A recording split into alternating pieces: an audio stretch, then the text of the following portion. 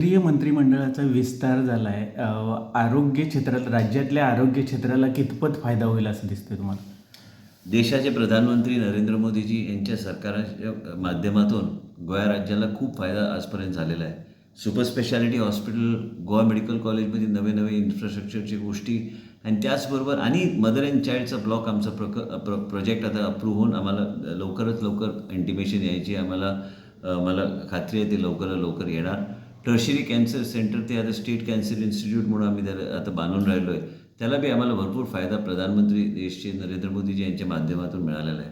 आज देशचे पूर्वीचे आरोग्यमंत्री मनसुख मांडवीयजी आणि आताचे आरोग्यमंत्री JP नड्डाजी जे आमच्या पार्टीचे अध्यक्ष बी आहे आणि त्यांच्या हाताखाली काम करण्याची परत एकदा मला संधी मिळाली. पूर्वी बी त्यांच्या अंडर मी काम केलेलं आहे आणि मला वाटतं की खूपशे नवीन गोष्टी, नवी योजना आणि मोदीजीचं सरकार जे परत एकदा मोठ्या ह्याच्याने स्थापन जो झालेला आहे, मला वाटतं की राज्यात अँड आउटरीच प्रोग्रॅमच्या माध्यमातून मला वाटतं खूपसा असा फायदा मला होणार आहे.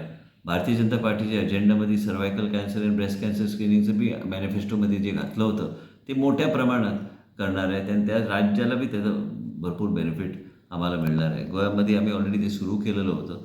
पण मला वाटतं की सगळ्या गोष्टी नवी योजना आम्ही जे काय मागतो आणि आम्हाला जे काय दिसतं की आउटरीच प्रोग्राम आम्ही परत कसं आम्ही स्ट्रेंथन करू शकतो, सामान्य प्रजेच्या दारावर आरोग्यसेवा आणि कसं आम्ही स्ट्रेंथन करू शकतो, हे सगळ्या गोष्टी करायला पाहिजे.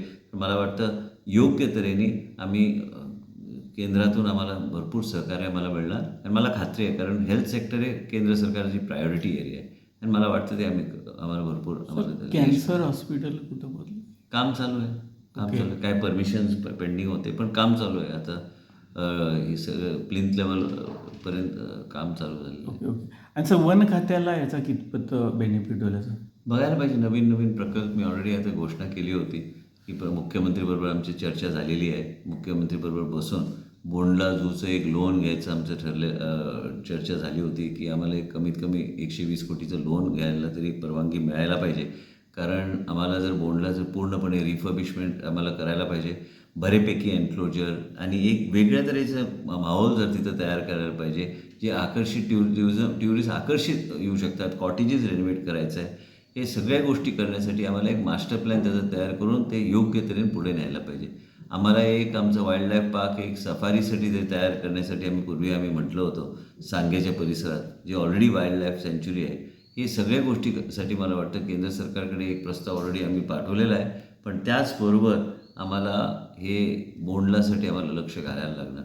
1-2-3 असे प्रकल्प प्रायोरिटी देऊन पुढच्या 3 वर्षात आम्ही योग्य तऱ्हेने आम्हाला यश मिळायला पाहिजे तर आम्हाला आतापासून ते कामावर लागायला पाहिजे. ओके. आणि सर निधी जो 120 कोटी मिळणार आहे तो नाही मिळणार हे म्हटलं नाही. ओके. विनंती केली आहे मुख्यमंत्रीला की आम्हाला लोन घेण्याचं परवानगी द्या. आम्ही ह्या तऱ्हेचं मॉडेल आम्ही तयार करतो जे काय डिपार्टमेंट ते परत सरकारकडे ट्रेजरीला पे बॅक करू शकतं. ओके.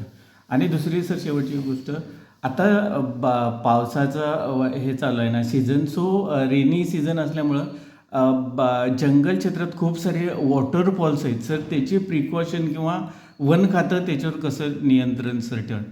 वन खातं जे वाईल्ड लाईफ सँच्युरीची आतली एरिया आहे जे किती रिस्ट्रिक्टेड एरिया आहे तिथे लोकांनी जाऊ नये आणि जे तर कुठं फॉरेस्ट मॉनिटरिंग पाहिजे ते मला वाटतं PCCFने ऑलरेडी मीटिंग घेऊन योग्य तऱ्हेने स्ट्रिक्ट हे नियंत्रण ठेवायचं डिसिजन घेतलेलं आहे.